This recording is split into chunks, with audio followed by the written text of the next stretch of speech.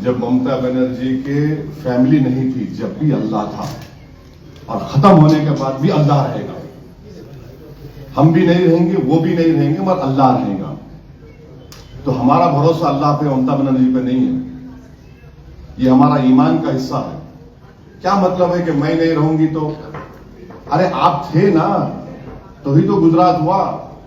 अगर आप छोड़ देते एनडीए को तो हम बोल सकते थे कि हाँ आपने छोड़ दिया। अगर आप हैं तो फिर इतना मुसलमानों के डेवलपमेंट के पैरामीटर्स इतना लो क्यों हैं? आप ही तो है ना मुख्यमंत्री भी, डेवलपमेंट के पैरामीटर्स लो क्यों हैं?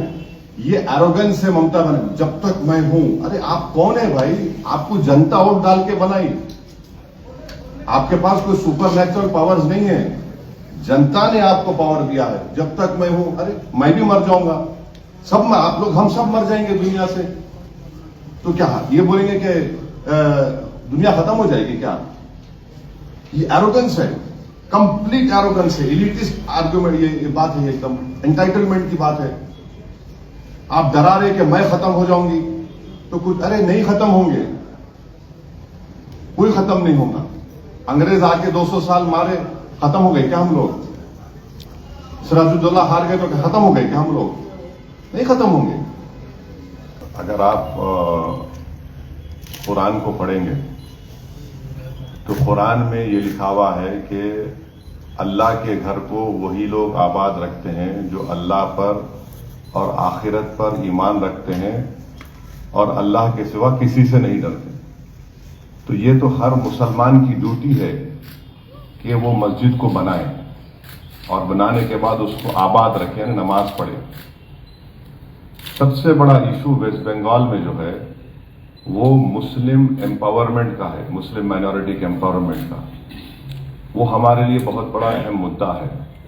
और दूसरी बात, आप जानते हैं कि बाबरी मस्जिद का जो सवाल है, सुप्रीम कोर्ट का जजमेंट आया। आप जाकर आप मेरा पास कमेंट्स देख सकते। जब वो जजमेंट आया था, मैंने कहा था कि वो जजमेंट आस्था की बुनियाद पर दिया गया था, और उसके बाद ऐसे कई चीजें उठेंगे, खुलेंगे, और वो हो रहा है। तो मेन मुद्दा क्या है कि मुस्लिम पॉलिटिकल एम्पावरमेंट, ये डेमोक्रेटिक प्रोसेस को हम इस्तेमाल करना है। यहां की जनता ने टीएमसी को वोट दिया, आपने वोट लिया हमारा, और नेता आप बन गए, लीडरशिप आपके हाथ में। मगर आपने जमीन पर क्या किया? जमीन पर आपने क्या किया? ईद की नमाज के दिन आके दुआ करना। इससे क्या मेरा पेट भरता? क्या इससे क्या मेरे घर में चराग जलता? क्या मुझे मेरे बच्चों को स्कूल मिलता? क्या इमेज इफेक्ट पड़ेगा? ये तो स्टेट गवर्नमेंट की गलती है। ओबीसी सर्टिफिकेट का जो केस था, अगर ड्यू डिलीजेंस इस्तेमाल करते तो वो दिन नहीं आता। इसमें भी अगर ड्यू डिलीजेंस करते तो नहीं आता। ये लोग कुछ नहीं किए। वो तो जा ही रहे, कलकत्ता हाईकोर्ट, सुप्रीम क्या? कोर्ट, अरे ये ने डिफर कर दिया। देखिए मैडम, ये जो है ना सिंबोलिज्म है, ये सिंबोलिज्म है और कुछ नहीं है। अगर आप सही काम करते तो क्यों होता था ये? किसी को क्लीन चिट दे रहे हैं, आप लोग बात कर रहे थे, किसी को क्लीन चिट दे रहे हैं, नहीं दे रहा। देखिए, अगर मुझसे कोई कमजोर मेरे को करने आ रहा तो आप मुझे ताकतवर करते हैं, कमजोर रखते मुझे? आप तो मुझे कमजोर रखे ताकि मैं कमजोर रहूं हमेशा। आपका काम था कि आप उन सबको देखते, मगर आपको सिर्फ वोट से मतलब है।